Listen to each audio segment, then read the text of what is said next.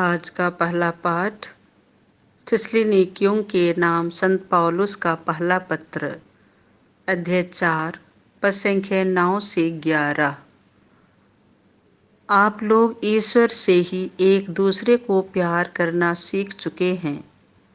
भातृ प्रेम के विषय में आप लोगों को लिखने की कोई आवश्यकता नहीं, क्योंकि आप लोग ईश्वर से ही एक दूसरे को प्यार करना सीख चुके हैं और सारी मकेदोनिया के भाइयों के प्रति इस भातृ प्रेम का निर्वाह करते हैं।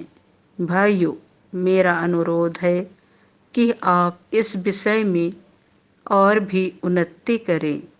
आप इस बात पर गर्व करें कि आप शांति में जीवन बिताते हैं और हर एक अपने अपने काम में लगा रहता है। आप लोग मेरे आदेश के अनुसार अपने हाथों से काम करें। यह प्रभु की वाणी है। संत मत्ती के अनुसार पवित्र सुसमाचार, अध्याय 25, पद संख्या 14 से 30। तुम थोड़े में ईमानदार रहे, मैं तुम्हें बहुत पर नियुक्त करूँगा। यीशु ने अपने शिष्यों को यह दृष्टांत सुनाया। स्वर्ग का राज्य उस मनुष्य के सदृश है जिसने विदेश जाते समय अपने सेवकों को बुलाया और उन्हें अपनी संपत्ति सौंप दी। उसने प्रत्येक की योग्यता का ध्यान रखकर एक सेवक को 5,000, दूसरे को 2,000 और तीसरे को 1,000 आसरफियाँ दी। इसके बाद वह विदेश चला गया।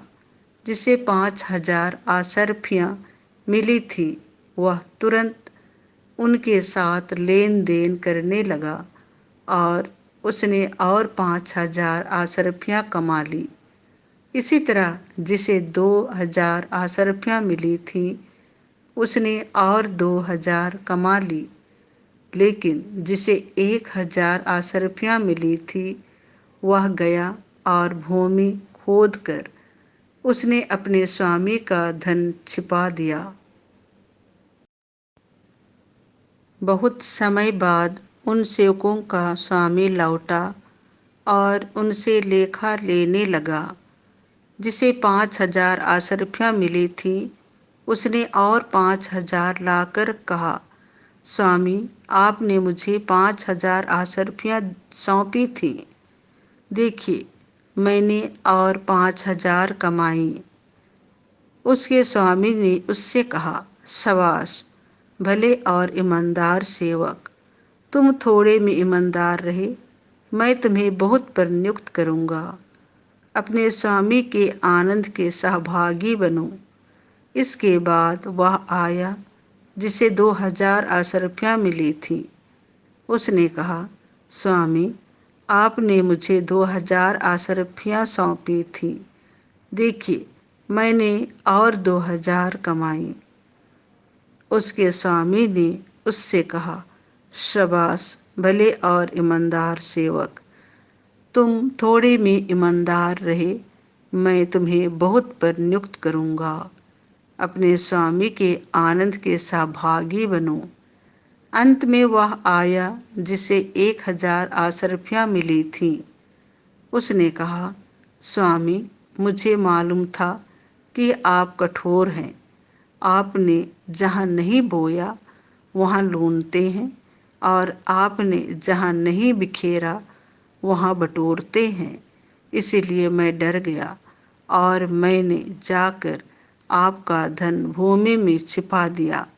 देखिए, यह आपका है, इसे लौटाता हूँ। स्वामी ने उसे उत्तर दिया, दुष्ट और आलसी सेवक, तुझे मालूम था कि मैंने जहाँ नहीं बोया वहाँ लूनता हूँ और मैंने जहाँ नहीं बिखेरा वहाँ बटोरता हूँ। तो तुझे मेरा धन महाजनों के यहाँ जमा करना चाहिए था। तब मैं लौटने पर उसे सूद के साथ वसूल कर लेता।